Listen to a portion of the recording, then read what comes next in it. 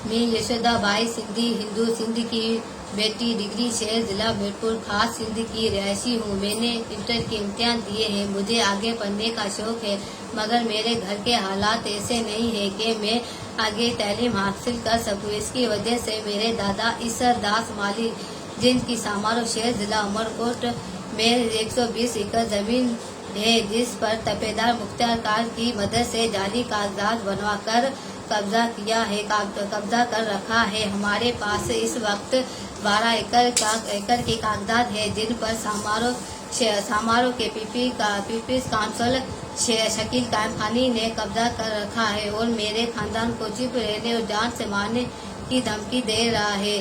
मेरे वालिदैन, चाचा, भाई, कजन रोजाना एहतजाज कर रहे हैं, मगर इंतजामिया कोई भी नोटिस नहीं दे रहे हैं। मेरे चीफ जस्टिस ऑफ पाकिस्तान से अपील है कि हमें हमारी ज़मीन दिलाई जाए, ताकि हमारे हालात बेहतर हो सके और मैं तालीम आगे हासिल करके पाकिस्तान की तरक्की में किरदार अदा कर सकूँ। सिंध में हिंदू बिरादरी के साथ बड़ा जुल्म अक्सर हिंदू खानदान पाकिस्तान छोड़कर जाने के लिए तैयार है।